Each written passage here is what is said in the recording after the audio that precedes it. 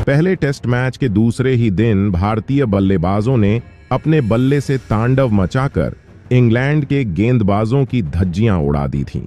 यशस्वी Jaiswal, KL Rahul के बाद रवींद्र जडेजा ने अपने बल्ले से घातक बल्लेबाजी कर मैच का पूरा रुख पलट दिया। तो आखिर कैसे भारतीय बल्लेबाजों ने दूसरे दिन इंग्लैंड के गेंदबाजों की जमकर कुटाई की? तो आखिर कैसे हैदराबाद के मैदान पर भारतीय बल्लेबाजों का बल्ला दहाड़ा जायसवाल राहुल के बाद जडेजा ने तूफानी बल्लेबाजी कर इंडिया को कैसे दिलाई बढ़त? कैसे जडेजा ने अकेले दम पर इंग्लैंड खिलाड़ियों को खूब नचाया? दोनों टीमों के बीच खेले गए दूसरे दिन की पूरी हाईलाइट हम आपको जरूर बताएंगे, लेकिन उससे पहले आपको क्या लगता है, रवींद्र जडेजा और केएल राहुल में कौन सबसे खतरनाक बल्लेबाज है?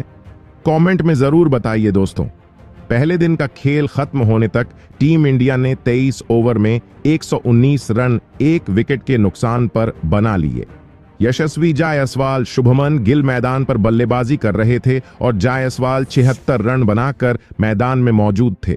वहीं शुभमन गिल 14 रन। दूसरे दिन का खेल शुरू हुआ। जायसवाल और शुभमन गिल एक बार फिर मैदान पर बल्लेबाजी करने आए। उनके सामने गेंद लेकर जो रूट तैयार खड़े थे। पहले दिन की तरह यशस्वी जायसवाल और शुभमन गिल आक्रामक अंदाज में नजर आ रहे थे, क्योंकि जो रूट की दूसरी ही गेंद पर जायसवाल ने शानदार चौका जड़कर उनका स्वागत किया। लेकिन जो रूट को बदला लेना बड़ी आसानी से आता है। अपनी चौथी गेंद पर जो रूट ने जायसवाल को कैच लेकर पवेलियन का रास्ता दिखा दिया। भारतीय टीम को दूसरे दिन बहुत बड़ा झटका लग गया। मैदान पर बल्लेबाजी करने शुभमन गिल का साथ देने केएल राहुल आ गए और इन दोनों बल्लेबाजों ने मिलकर टीम इंडिया की पारी को संभाला। एक के बाद एक कई चौके लगाए और राहुल बेहद आक्रामक अंदाज में नजर आ रहे थे। शुभमन गिल भी धीरे धीरे स्कोर को आगे बढ़ा रहे थे। लेकिन टीम के लिए 34वें ओवर फेंकने आए टॉग हार्टले ने अपने ओवर की 5वीं गेंद पर शुभमन गिल को डकैत के हाथों कैच पकड़वाकर पवेलियन का रास्ता दिखा दिया। भारतीय टीम को तीसरा विकेट 259 रनों पर लग गया। टीम इंडिया मुश्किल में खड़ी नजर आने लगी और मैदान पर बल्लेबाजी करने श्रेयस अय्यर आ गए। इन दोनों बल्लेबाजों के कंधों पर टीम के अहम जिम्मेदारी आ गई और दोनों बल्लेबाजों ने मिलकर टीम इंडिया की पारी को धीरे धीरे संभाला। वहीं राहुल बेहद आक्रामक अंदाज में नजर आ रहे थे। राहुल अपने अर्धशतक की तरफ बढ़ रहे थे तो वहीं उनका श्रेयस अय्यर भरपूर साथ निभा रहे थे।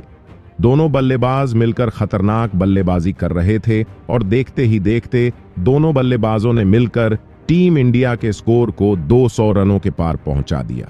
वहीं केएल राहुल ने बेहतरीन बल्लेबाजी करते हुए तूफानी अर्धशतक ठोक दिया और 3 विकेट बहुत जल्दी गिरने के बाद राहुल और अय्यर ने मिलकर भारत की पारी को संभाला। वहीं श्रेयस अय्यर भी धीरे धीरे अपने अर्धशतक की तरफ बढ़ रहे थे। दोनों बल्लेबाजों ने 50 ओवर में टीम इंडिया के स्कोर को 222 रनों तक 3 विकेट के नुकसान पर लंच ब्रेक से पहले पहुंचा दिया। लंच ब्रेक के बाद भी दोनों बल्लेबाज मैदान पर इस अंदाज में बल्लेबाजी कर रहे थे। इंग्लैंड के गेंदबाजों का डटकर सामना कर रहे थे और पहले सेशन में इन दोनों बल्लेबाजों ने बेहतरीन प्रदर्शन दिखाया था। दूसरे सेशन में भी हर किसी को इन दोनों बल्लेबाजों से बेहद उम्मीद थी। केएल राहुल का साथ भरपूर श्रेयस अय्यर भी निभा रहे थे। इंग्लैंड के कप्तान बेन स्टोक्स ने लंच ब्रेक के बाद भी स्पिनरों से गेंदबाजी को जारी रखा। लगातार विकेट की तलाश कर रहे थे, लेकिन भारतीय दोनों बल्लेबाज मैदान पर पूरी तरह से सेट हो चुके थे। टीम इंडिया के स्कोर को धीरे धीरे आगे बढ़ा रहे थे। भारतीय टीम अभी भी इंग्लैंड के द्वारा दिए गए टारगेट से 23 रन पीछे थी, लेकिन टीम के लिए 53वें ओवर फेंकने आ रहे हैं। धवन ने अपने ओवर की तीसरी गेंद पर श्रेयस अय्यर को बाउंड्री पर टॉम हार्टले के हाथों कैच पकड़वाकर पवेलियन का रास्ता दिखा दिया। भारतीय टीम का चौथा विकेट 223 रनों के स्कोर पर गिर गया। 64 रनों की लंबी पार्टनरशिप टूट गई, लेकिन मैदान पर बल्लेबाजी करने के एल राहुल का साथ देने रवींद्र जडेजा मैदान पर आ गए। इन दोनों बल्लेबाजों ने मिलकर टीम इंडिया की पारी को संभाला और धीरे धीरे आगे बढ़ाना शुरू किया। राहुल अकेले मैदान पर टिके हुए थे। उनका बल्ला रुकने का नाम नहीं ले रहा था और टीम के लिए 57 ओवर फेंकने आए। रियान की पहली गेंद पर उन्होंने छक्का लगाकर स्वागत किया। इसके बाद भी उनका बल्ला रुकने का नाम नहीं लिया। टीम के लिए लगातार रन बनाते रहे। इस ओवर की चौथी गेंद पर एक बार फिर राहुल ने करारा प्रहार करते हुए रिहान की गेंद पर एक और छक्का जड़ दिया। इसी के साथ 57 ओवर में टीम इंडिया का स्कोर 250 रनों के पार पहुंच गया। राहुल की बल्लेबाजी देखकर भारतीय खेमा खुशी से झूम उठा और स्टेडियम में बैठे दर्शक भी राहुल की बल्लेबाजी देखकर हैरान थे। राहुल की बल्लेबाजी देखकर जडेजा का भी बल्ला रुकने का नाम नहीं लिया और चौके लगाने शुरू कर दी। ऑल इंडिया टीम इंग्लैंड के ऊपर 8 रनों की लीड दे दी।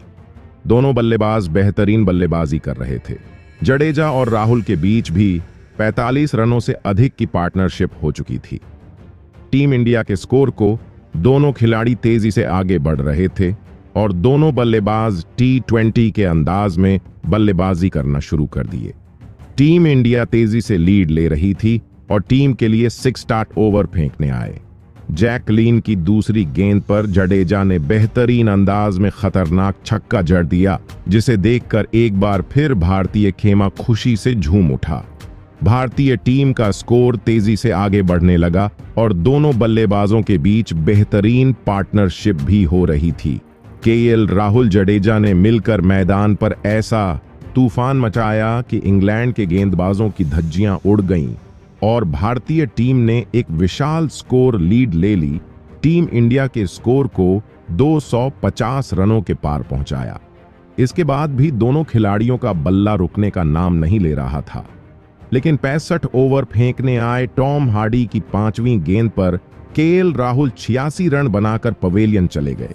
भारतीय टीम को सबसे बड़ा झटका 288 रनों पर लगता है, लेकिन एक तरफ से जडेजा टिके हुए थे। उनका साथ देने के लिए विकेट कीपर बल्लेबाज श्रीकर भरत आ गए। ये दोनों खिलाड़ी भी टीम की पारी को संभालने की पूरी कोशिश कर रहे थे। इंग्लैंड के गेंदबाजों पर मेटूट कर प्रहार कर रहे थे और देखते ही देखते इन दोनों बल्लेबाजों ने मिलकर टीम इंडिया के स्कोर को बेहतर 5 ओवर में 300 रनों के पार पहुंचाया। टी ब्रेक तक भारतीय बल्लेबाजों ने 5 विकेट पर 309 रन बना लिए थे। टी ब्रेक के बाद भी दोनों बल्लेबाज बेहतरीन बल्लेबाजी कर रहे थे। केएस भरत, रविंद्र जडेजा का भरपूर साथ निभा रहे थे। देखते ही देखते रविंद्र जडेजा ने अपना शानदार अर्धशतक पूरा कर लिया। इसके बाद भी उनका बल्ला रुकने का नाम नहीं लिया। दोनों खिलाड़ियों ने मिलकर 154 की पार्टनरशिप भी पूरी कर ली थी और केएस भरत भी अपने अर्धशतक की तरफ बढ़ रहे थे। भारतीय टीम ने 103 रनों की लीड भी ले ली, लेकिन टीम के लिए 89 ओवर फेंकने आए। जो रूट ने अपने ओवर की दूसरी गेंद पर भरत को एलबीडब्ल्यू आउट कर पवेलियन का रास्ता दिखा दिया। 41 रन बनाकर भरत पवेलियन चले गए। भारतीय टीम को 356 रनों के स्कोर पर छठा झटका भी लग जाता है साथ देने के लिए। मैदान पर बल्लेबाजी करने और जडेजा का साथ देने के लिए अश्विन आते हैं, लेकिन वह भी ज्यादा देर तक मैदान पर टिक नहीं सके। 90 ओवर की दूसरी गेंद पर अश्विन आउट हो जाते हैं और भारतीय टीम का 7वां विकेट 358 रनों के स्कोर पर गिरता है। अब मैदान पर जडेजा का साथ देने के लिए अक्षर पटेल आ गए। दोनों बल्लेबाजों ने मिलकर टीम की पारी को धीरे धीरे आगे बढ़ाया। टीम इंडिया 95 ओवर में 373 रन 7 विकेट के नुकसान तक पहुंच चुकी थी। दोनों खिलाड़ियों के बीच भी एक अच्छी पार्टनरशिप हो रही थी। जडेजा का भरपूर साथ अक्षर पटेल निभा रहे थे। टीम इंडिया 127 रनों से आगे हो चुकी थी।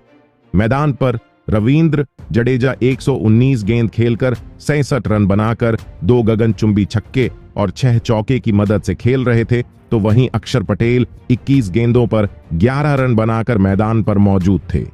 इन दोनों बल्लेबाजों ने भी घातक अंदाज में बल्लेबाजी कर टीम इंडिया को अच्छी खासी बढ़त दिला दी है। पहले टेस्ट के दूसरे दिन भारतीय बल्लेबाजों ने टहलका मचाकर पूरे क्रिकेट जगत को हैरान कर दिया।